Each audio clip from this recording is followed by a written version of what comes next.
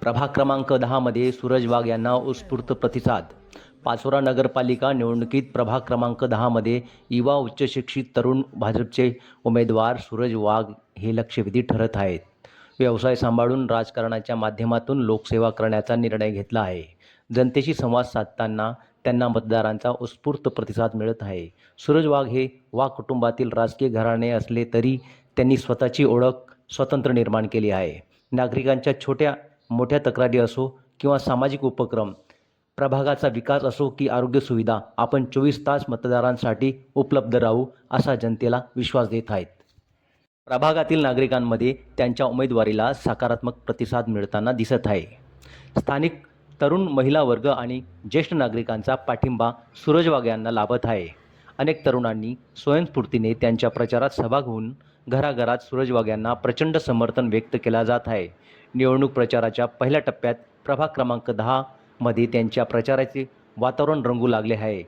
त्यांच्या सेवाभावी छाप आणि सरळ आणि साध्या स्वभावामुळे त्यांनाच आशीर्वाद देण्याची मतदारांमध्ये तयारी दिसत आहे. आगामी निवडणुकीत सूरज वाघ यांचे राजकारणातील पहिले पाऊल किती प्रभावी ठरेल याकडे संपूर्ण शहराचे लक्ष लागून राहिले आहे. आपण बघत आहात आपले चॅनल झूम मराठी.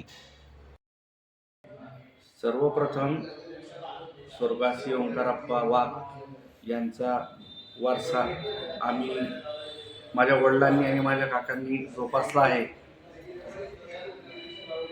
त्यानंतर तो वारसा आमच्याकडे आता देण्यात आलेला आहे. त्यामुळे मी व्यवसाय करत असताना माझ्यावर वडिलांनी राजकीय क्षेत्रातली जबाबदारी टाकलेली आहे. राजकीय क्षेत्रातली जबाबदारी टाकण्याआधी देखील मी प्रभागात सुखदुःखात, लग्न कार्यात जायचो.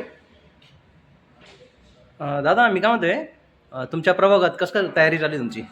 आमच्या प्रभागामध्ये प्रभाग क्रमांक 10 मध्ये अ मधून मी सूरज संजय वाघ आणि ब मधून सीमा समाधान पाटील दोघंही जोरात प्रचार करत आहोत.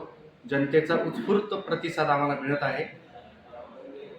जनतेने तुम्हाला का नगरसेवक म्हणून निवडून द्यावं?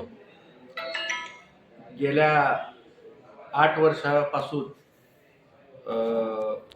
पालिकेमध्ये सत्ताधाऱ्यांची म्हणजे शिवसेनेची सत्ता होती आणि मागील 4 वर्षापासून प्रशासक काळ होता. त्यामध्ये माझे वडील नगरसेवक होते. त्यांचे कुठलेही काम सत्ताधाऱ्यांनी होऊ दिले नाही आणि कामं मंजुरी मिळू दिली नाही.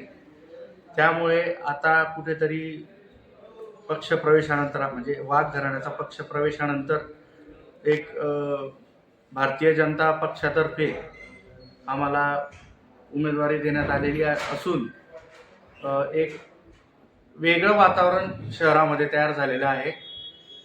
त्यामुळे नक्की जनता आमच्या पाठीशी उभं राहील आणि आम्हाला सेवा करण्याची संधी देईल असं आम्हाला वाटतंय.